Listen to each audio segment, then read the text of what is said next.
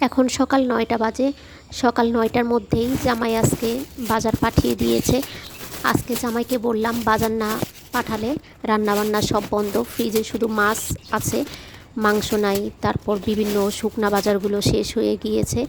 15 দিন আগে আমি লিস্ট করে তো দিয়ে দিছি, কিন্তু উনি বাজারে আজকে না কালকে করতে করতে আজকে 15 দিন পরে বাজার নিয়ে আসলো। এখন আমি রান্না করব। আমি এখন আজকে জালি কুমড়া দিয়ে মাছ রান্না করব, আর বেগুন ভাজি আর ঢেঁড়স ভাজি করব। এখন প্রায় 11টা বাজে। এখন মেয়ের জন্য একটা ডিম সিদ্ধ দিয়েছি।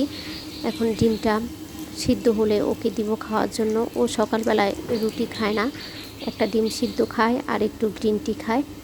আমার জামাই যখন সবজি আনে ইচ্ছে মতো বেশি করে সবজি আনে, এত সবজি খেয়ে শেষ করা যায় না, কারণ বাচ্চারা তো সবজি খায় না, আর আমরা দুজন আর কত সবজি খেতে পারি।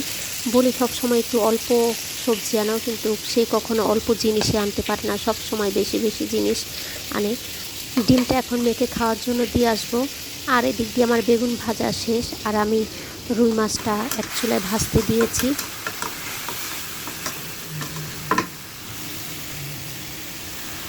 আমি রুই মাছটা একটু বেশি করে ভেজে নিয়েছি।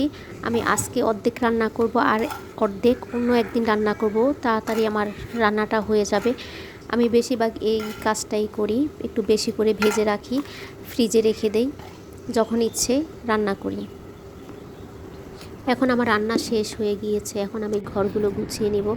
আর বারান্দায় আসলাম, এসে দেখি 3টা হাঁস সুন্দর পানি খাচ্ছে, তাই একটু ভিডিও করলাম। আমার এইগুলো দেখতে খুব ভালো লাগে, তাই আপনাদের সাথে একটু শেয়ার করলাম।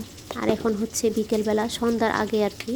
এটা আপনাদের ভাইয়াকে ফ্রিজে বুট সিদ্ধ ছিল, এখন একটু শসা দিয়ে কাঁচামরিচ দিয়ে পেঁয়াজ দিয়ে চাট মশলা সরিষার তেল দিয়ে মাখিয়ে দিলাম।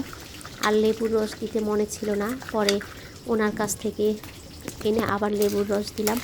আর ছেলেমেয়ের জন্য চিকেন ফ্রাই করেছি।